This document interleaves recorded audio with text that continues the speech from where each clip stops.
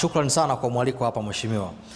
Lakini kwanza pengine tukufahamu kwa majina, lakini kabla kwenda moja kwa moja tujue pia EWURA CCC kwa mtu ambaye ndo mara yake ya kwanza kuisikia ni kitu gani? Sawa. Kwanza nashukuru sana kupata nafasi kupitia Dolid TV. Karibuni sana ofisi yetu ya EWURA CCC ya mkoa wa Dodoma. Kwa majina naitwa Amani Mbogo. Mimi ni afisa mwandamizi huduma kwa wateja kutoka EWURA CCC kwa mkoa wa Dodoma. EWURA CCC, kwanza zile CCC tatu manake ni Consumer Consultative Council, lakini tukileta sasa kwa tafsiri ya Kiswahili tunasema hili ni baraza la ushauri la watumiaji huduma za nishati pamoja na maji. Kwa hiyo ni ofisi ya serikali ambayo iko chini ya Wizara ya Nishati, na hili baraza limeanzishwa kwa ajili ya kumtetea na kumlinda mtumiaji anayetumia huduma za maji, umeme, petroli pamoja na gesi asilia. Unakuta watumiaji wengi wanakuwa na changamoto, malalamiko, lakini hawajui wapi pa kukimbilia ili aweze kupatiwa ufumbuzi, ushauri, kutatua changamoto zake.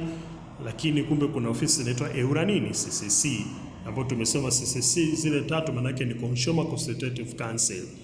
Kwa hiyo kupitia Dolid TV tunaamini sasa kwamba hata watu walikuwa bado hawajisikia EWURA CCC ni nini, kwa sasa hivi watakuwa wamepata picha kamili kwamba EWURA CCC ni ofisi ya aina gani na kwa nini ipo kwa ajili ya mtumiaji, kwa sababu mtumiaji anapokuwa na changamoto sehemu pa kuja kusemelea ni EWURA CCC. Shukrani sana. Pengine ukiachana sasa na kumsemea mtumiaji wa nishati, jukumu lingine kubwa ambalo mnalifanya kwa wananchi ni jukumu gani? Okay. Kwanza ukisema nishati unamalizia nishati na maji.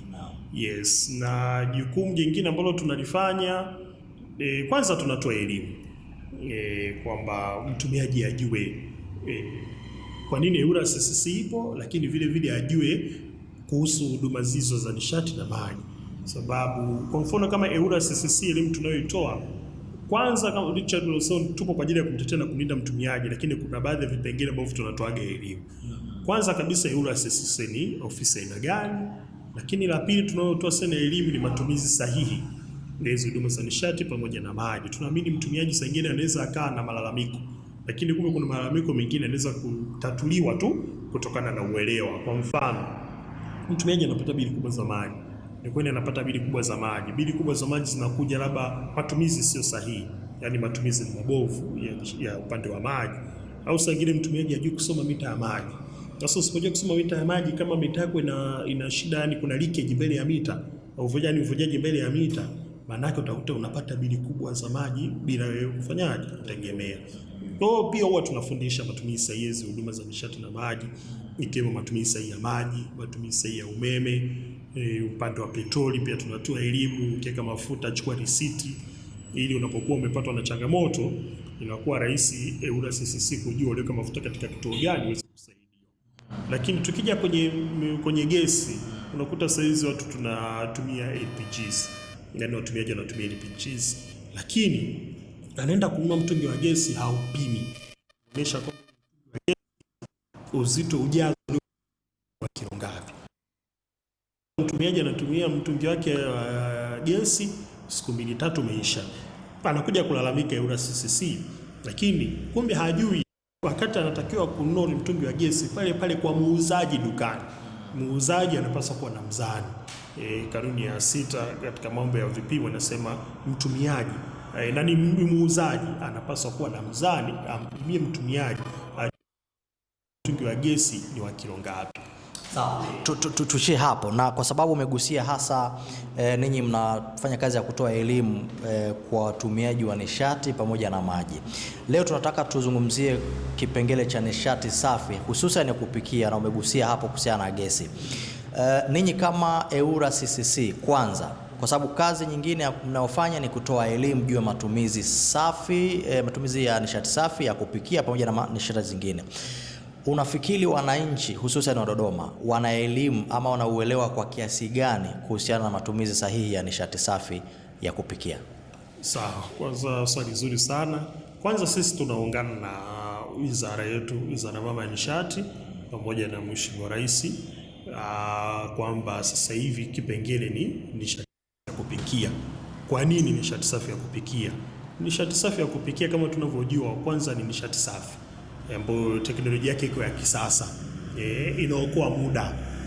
badala ya kukaa kuanza kuwasha mkaa, utafute sijui ni vijiti, utafute sijui nini, yani ili mkaa uweze kupata moto, mafuta ya taa. Lakini ukiwa na nishati yako safi, unaenda tunawasha pale, dakika yani sekunde tu moto umewaka, chakula kimeiva haraka, wewe unakuwa umeokoa muda, umeokoa na afya yako. Kwa hiyo mwitikio tunavyoenda kutoa elimu, kwa sababu kwanza sisi EWURA CCC kwa mkoa wa Dodoma tunatoa elimu kwanza kwa kuwafikia spokes. Tunapokuwa tunapata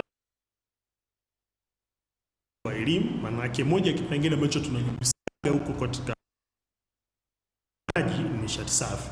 Na tunakutana nao vipi? Tunakutana nao kwenye mikutano ya mitaa, mikutano ya kata, tunatembea mashuleni, tunatembea maofisini, tunatembea kwenye mavyuo, tunatembea kwenye hizi vikundi vya kina mama na kina baba. Lakini vile vile tunashukuru tulipata kibali kutoka kwa Sheikh Mkuu wa Mkoa wa Dodoma, Dr. Mustafa, akatuambia tuelimishe watumiaji wa dini ya Kiislamu kuhusu matumizi ya nishati na maji kwa ujumla. Lakini pia hatuache makundi, yani kundi lolote lile sisi tunalielimisha. Kwa hiyo moja kipengele ambacho tunakigusia huwa ni nishati safi, kwa sababu mwitikio watu wengi wanafahamu, lakini kuna kasumba bado ipo kwamba mwingine anakuambia nikipikia wali kwa kutumia mkaa chakula kinakuwa kitamu, lakini hajui kumbe hata nishati safi unaweza ukapikia wali wako na wali ukaiva vizuri na ukawa mtamu. Kwa mwitikio upo, watu wanaelewa vizuri kabisa nishati safi kwa nini ipo, na tunashukuru hapa mjini nishati mengine huko ambako watu wanatakiwa elimu izidi kuongezeka. Kwa hiyo kupitia EWURA CCC tunaona mwitikio wetu mzuri. Kuna wachache ambao bado wana kasumba kama hiyo niliyoieleza na zaidi, ili kuhakikisha kwamba amini kwamba ukipikia hata wali kwa kutumia nishati safi, chakula kinaiva haraka kwa kitamu, na magonjwa ambayo ngozi ndani ya mwili wako kwenye mapafu unapata shida, lakini nishati safi haina namna hiyo. Kwa hiyo mwitikio ni mzuri. Kuna wachache wenye kasumba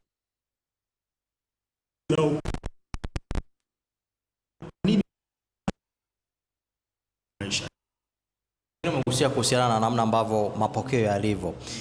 So far unaweza inaweza sio kwa takwimu kwa asilimia au kwa namba, lakini unaweza kuwa na makadirio. Mpaka sasa EWURA CCC mmefikia asilimia ngapi ya wananchi wa Dodoma kwa mtazamo wako tangu umeanza kutoa elimu, na unadhani impact yake ni nini? Yaani baada ya kutoa elimu watu zile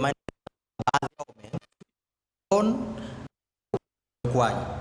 Labda sasa nitaongelea kwa mwaka huu wa fedha ambao tumeanzia Julai.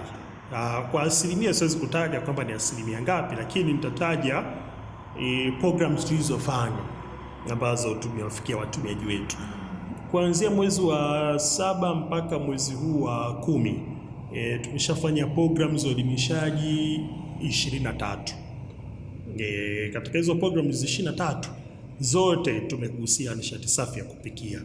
Kwa hiyo sasa kupitia programu hizo unaweza ukaona kwamba hatuwezi kusema kwamba ni asilimia ngapi exactly, lakini EWURA CCC tumefanya programu za uelimishaji 23 kutoka Julai mpaka Oktoba mwaka huu, Julai 2025 mpaka Oktoba 2025 mwaka huu wa fedha. Kwa hiyo katika hizo programu 23 watumiaji wamepewa elimu pia kuhusu nishati safi ya kupikia, ukiachana na nishati tuseme huduma za nishati na maji. Ndio tuseme EWURA CCC ni baraza la ushauri la watumiaji huduma za nishati pamoja na maji. Kwa tukienda kwenye programu zetu tunaelimisha nishati kuhusu huduma za nishati na nini na maji, lakini katika kipengele nishati safi ya kupikia inakuwepo. Kwa hiyo tunajitahidi, tunataka tuendelee kuongeza programs mpaka inapofika mwezi wa 6 ule mwaka wa mwisho wa fedha, basi tu angalau tumefanya zaidi ya program 60 na kuendelea. Sawa sawa. Ni kwa kiasi gani sasa hiyo elimu imebadilisha mindset ya watumiaji hasa nishati safi, wale ambao najua umekutana na watu, lakini unaweza ukawa na angalau kuna tumeweza kubadilisha pengine maisha ya watu kutoka nishati chafu ya kupikia kwenda nishati safi ya kupikia. Sahihi. Kwa mfano tulienda kwenye kundi moja kule Indachi. Tulikuta wakati nimefika pale walikuwa na kiongozi wao, nikakuta wanatumia nishati chafu kupikia. Nikawaambia madhara ya nishati chafu mnaifahamu? Akasema nafahamu, yani yale mawazo yalikuwa bado kama wanajiuliza mara mbili. Nikawaambia hapana, sasa hivi serikali imekuja na mpango wa nishati safi. Watu wamtumie nishati safi, mwachane na nishati chafu. Kwa baada ya pale kuwapa ile elimu, kwa kweli ile waingia wakasema bwana. Tena niliwauliza nikamwambia, kwa mfano ukiwa na mitungi yako ya gesi tu hapa miwili, utapika chakula na chakula kitaiva haraka. Tofauti mnatumia mkaa kwa gharama kubwa, mnaenda huko mnatafuta kuni, mamikaa, unakuta gharama inakuwa kubwa, tofauti ukitumia nishati safi ya kupikia. Unaona, kwa sababu ukishanunua manake ile tayari wewe ni ya kwako na gharama inakuwa ni bei nafuu. Lakini kuna kama nilivyosema awali, kuna kasumba mtu anaona nishati safi ni gharama kubwa, wakati sio kweli. Kwa mfano unaweza kuchukua mtungi wako labda wa kilo 6 kilo 15 ukakaa mwezi mzima na ukapika vyakula vyote, lakini mwisho wa siku mtu anaona ngoja niende nikachukua mkaa 2200, lakini ukiangalia mkaa 2200 kwa siku wa mwezi ni shilingi ngapi? Lakini gesi yako au hizi nisema kilo 6 na kilo 15 unakuta izidi 60,000, lakini mkaa ukisema upikie kila siku kwa mwezi, maana inakuwa ni gharama kubwa, na pia unakuwa umepoteza muda mwingi kwenye kupika chakula, si ndio? Lakini kwenye nishati safi ukiweka tu moto wako umewacha, ni hapo hapo moto umewaka dakika 5, kila kitu kimekaa vizuri dakika 10, tofauti na mkaa mpaka uanze au kuni. Wanasema kuchochea si moto, moto uchochee, upulize, ufanye nini. Kwa hiyo sisi lengo letu bado tunataka kuendelea kuhakikisha hizi programs zinazidi kuwafikia watumiaji, watu wengi zaidi. Lakini kama unavyosema kuna maneno nimetaja eneo moja hapo, lakini maeneo mengi ukienda unaelimisha bado watumiaji, huwa tunakutana na swali hasa mitungi ya gesi. Unakuta watumiaji wengi sana wananunua mitungi ya gesi lakini haipimi kwa kutumia mzani. Hasa ukinunua mtungi wa gesi usipoupima kujua ujazo wake, mwisho wa siku unajikuta umenunua kitu ambacho huna uhakika nacho. Je, ulichonunua ndo kilo ambayo inatakiwa ujazo wa kilo wa mtungi wa gesi ndo sahihi? Kwa hiyo tukiendaga kwenye uelimishaji kama hivi, tunasema najaribu kutafuta neno kwa Kiswahili, nasema reaction, yaani mwamko wa watumiaji unakuta kwenye nishati safi unakuwa ni mkubwa sana. Kwa maana unakiri kwamba elimu ya EWURA CCC kwa asilimia kubwa imebadilisha mtazamo na mentality ya watu kuhusiana na matumizi ya nishati safi ya kupikia. Sahihi kabisa. Kwa kumalizia kwa kifupi sana, nini mnafanya EWURA CCC mnapopata malalamiko kutoka kwa wananchi kwamba mtungi wangu umeisha na nini? Kwa sababu mimi mwenyewe ni shahidi, wanaenda kuchukua mtungi wa gesi, lakini una maduka mengi mizani kama ambavyo unasema. Sasa ninyi kama EWURA CCC mnafanyaje? Pengine mnawatembelea hao wauza mitungi kuacha kwamba kila muuza mitungi anakuwa na mzani au mnafanyaje? Kwa mfano EWURA CCC tunachokifanya, kwanza tukishapokea malalamiko ya namna hiyo, kuna mtu anaitwa wakala vipimo, ushaimsikia, WMA, Weight and Measures Agency. Wale sasa ndio wenye wamepewa yani tuseme nguvu kisheria kuchukua hatua kwa wale wauzaji wote ambao hawana mizani.